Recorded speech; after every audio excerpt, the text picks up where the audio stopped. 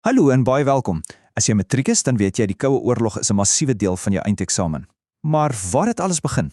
In hierdie oorsig gaan ons presies dit doen. Ons breek die begin van die Koue Oorlog af in die sleutelpunte wat jy moet ken. Ons gaan dit eenvoudig, duidelik en hopelik onvergeetlik maak. Reg, kom ons bring in. Goed, hier is die een vraag wat die hele storie dryf. Tydens die Tweede Wêreldoorlog was die VSA en die Sowjetunie wel bondgenote. 'n Bietjie van 'n vreemde paartjie, ja, maar hulle was verenig teen een gemeenskaplike vyand. En tog, binne 'n paar jaar het daardie alliansie yskoud geword. Die wêreld se twee nuwe supermoondhede was skielik bitter vyande, vasgevang in 'n stryd wat 45 jaar sou duur. So, wat op aarde het gebeur? Die antwoord begin eintlik hier, met twee wêreldbeskouings wat net eenvoudig nie kon meng nie, soos olie en water. Aan die een kant het jy die VSA se kapitalisme. Dit gaan alles oor vrye markte, politieke keuse en die vryheid van die individu. En aan die ander kant, die Sowjetunie se kommunisme. Hier beheer die staat die ekonomie, daar's net een politieke party en die groep is belangriker as die individu. Nou moet verstaan, hierdie was nie net verskillende beleide nie. Dit was fundamenteel teenoorgestelde idees oor hoe die mensdom veronderstel is om te leef. 'n Botsing het byna onvermydelik gelyk. So die Tweede Wêreldoorlog eindig in 1945 en die wêreld lyk heeltemal anders.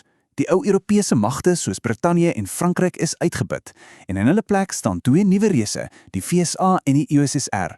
Hulle domineer die wêreld veroog en elkeen is oortuig dat hulle stelsel die toekoms is. En albei is diep agterdogtig oor wat die ander een beplan.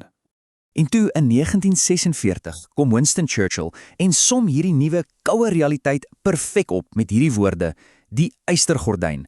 Dis natuurlik nie 'n regte fisiese gordyn nie, maar dit was 'n ongelooflik kragtige metafoor vir die ondeurdringbare lyn wat Europa in twee begin skeer het. 'n Demokratiese weste teenoor 'n kommunistiese ooste wat deur die Sowjetunie beheer is. En daardie ystergordyn was nie net 'n lyn op 'n kaart nie, nee. Dit het baie vinnig 'n harde werklikheid geword. Albei hierdie supermoontlikhede het onmiddellik begin om hulle invloed uit te brei en sogenaamde belangesfere te skep. Dink daaraan soos om jou gebied in 'n spelletjie af te merk. Elke kant wou seker maak die lande aan hulle kant van die lyn speel volgens hulle reëls en glo in hulle idees. Die Sowjetunie se strategie was wel direk en nogal brutaal. Hulle het hulle magtige rooi leer wat Oos-Europa van die nasies bevry het, gebruik om kommunistiese regerings te installeer in lande soos Pole, Tsjekoslowakye en Hongarye. Vir Stalin was hierdie satellietstate 'n absoluut noodsaaklike buffer. Dit was 'n sekuriteitssone om enige toekomstige inval uit die weste te keer. Maar vir die weste, vir hulle het dit glad nie soos verdediging gelyk nie. Dit het gelyk soos aggressiewe imperialistiese uitbreiding.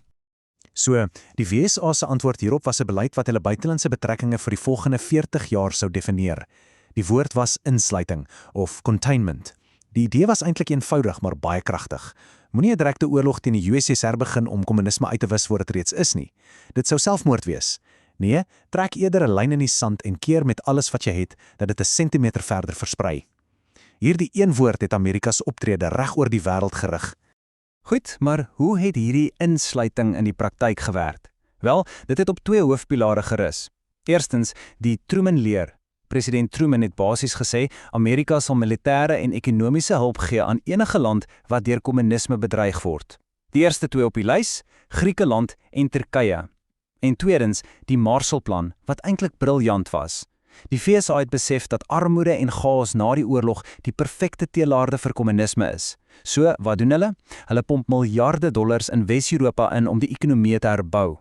Dit het kommunisme 'n baie minder aantreklike opsie gemaak. 'n Slim ekonomiese skuif.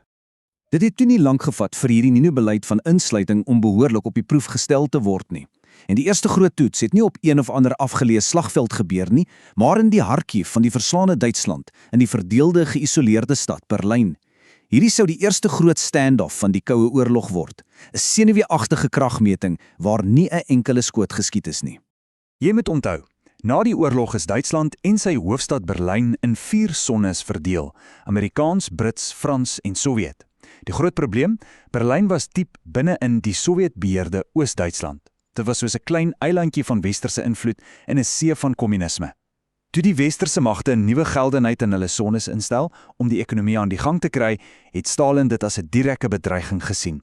En in Junie 1948 het hy sy skuif gemaak. Hy het elke pad, elke spoorlyn, elke waterweg na Wes-Berlyn geblokkeer. Sy doel was eenvoudig, hy wou die Weste uit die stad uithonger. Die Weste het voor 'n byna onmoontlike keuse gestaan. Gee jy Wes-Berlyn prys en lyk jy swak, of probeer jy die blokkade breek en dalk 'n derde wêreldoorlog begin? Hulle het 'n briljante derde opsie gekies, die Berlynse lugbrug. En dis een van die mees ongelooflike logistieke prestasies in die geskiedenis. Vir amper 'n volle jaar, 24 ure 'n dag, het westerse vliegtye onophoudelik ingevlieg met alles van kos en medisyne tot steenkool vir die 2 miljoen mense wat in Wes-Berlyn vasgekeer was. So, die uiteinde. Stalin se waagstuk het heeltemal skouspelagtig misluk. In Mei 1949 het hy verneder die blokkade opgehef. Vir die Weste was dit 'n massiewe politieke oorwinning. Dit het bewys dat insluiting kon werk en dat hulle nie vir Sowjet-intimidasie sou terugdeins nie. En Wes-Berlyn, dit het oornag 'n kragtige wêreldwye simbool van vryheid en vasberadenheid reg agter die ystergordyn. Die Berlynse krisis het vir almal een ding baie duidelik gemaak. Die informele verdeling van Europa was nie meer genoeg nie. Albei kante het besef hulle kort formele militêre alliansies vir kollektiewe verdediging. Dit was tyd om finaal en amptelik kante te kies. En dit het gelei tot die skeping van 2 gewapende opponerende blokke. In 1949 stig die FSA en sy westerse bondgenote NAVO. Die kernbeginsel was kollektiewe verdediging. 'n Aanval op een lid is 'n aanval op almal. Die Sowjetunie se antwoord het in 1955 gekom met die Warschau-verdrag, wat al die Oosbloklande saamgesnoer het. Die lyne was nou getrek. Die wêreld was aantreklik en militêr in 2 gewapende kampe verdeel. Nou, met hierdie 2 gewapende kampe, wat mekaar met diepe wantroue dophou, het die Koue Oorlog 'n selfs gevaarliker fase betree. Hoekom? Want die koms van die atoombom het al die reëls verander. Die strategie van insluiting was nie meer genoeg nie. Dit het ontwikkel in iets baie meer roekeloos, iets wat ons ken as waagmanskap. Waagmanskap of brinkmanship is die uiteindelike hoë risikospelletjie. Dit beteken jy stoot 'n konfrontasie doelbewus tot op die absolute randjie van 'n kernoorlog, alles in die hoop dat jou teenstander eerste sal bang word en terugtrek. Dis soos 'n spelletjie chicken met die toekoms van die planeet as die prys. En die wêreld sal baie gou uitvind presies hoe gevaarlik hierdie strategie was, danksy gebeure op 'n klein eilandjie net suid van Florida. Die Kubaanse missielkrisis in Oktober 1962, dis die oomblik toe die Koue Oorlog kookpunt bereik het. Toe Amerikaanse spionasievliegtuie Sowjet-kernmissiele in Kuba ontdek, het die wêreld letterlik gaan stilstaan. President Kennedy het 'n vlootblokkade rondom Kuba aangekondig, tegniese oorlogsdaad. Vir 13 ongelooflike spanningsvolle dae het die planeet toegekyk hoe Sowjetskepe reguit op daardie Amerikaanse blokkade afstuur. Albei leiers het hulle vingers op die kernknokkie gehad. En toe, op die heel laaste oomblik, het die Sowjetleier Khrushchev ingestem om die missiele te verwyder. Die wêreld kon weer asemhaal. En hier is dit. Een van daardie spionasiefoto's vir die wêreld tot stilstand gebring het. Jy sien, dis nie meer 'n politieke argument of 'n teorie nie. Dit is die koue, harde, onmiskenbare bewys. Sowjet-missielbasis wat Amerikaanse stede binne minute in as kon verander. Vir die eerste keer was die bedreiging van kernoorlog nie meer iets abstraks nie. Dit was konkreet, dit was net anderkant die water, en dit het die mensdom nader aan selfvervalling gebring as ooit tevore in die geskiedenis. Goed, nou dat ons gesien het hoe hierdie konflik ontwikkel en amper ontplof het, kom ons by 'n vraag wat absoluut deurslaggewend is vir enige historikus en veral vir jou in eksamen. Wie se skuld was dit nou eintlik? Wie moet die blame dra vir die begin van die Koue Oorlog? En die antwoord is nie so eenvoudig nie. Geskiedkundiges is so speurders en hulle het basies 3 hoofteorieë oor wie die skuldige was. Eerstens is daar die ortodokse siening. Die kamp sê dis die Sowjetunie se skuld. Hulle wys na Stalin se aggressiewe uitbreiding in Oos-Europa en sê dit was die oorsaak. Dan kry jy die revisionistiese siening. Hulle sê, wag 'n bietjie, kom ons kyk na die FSA.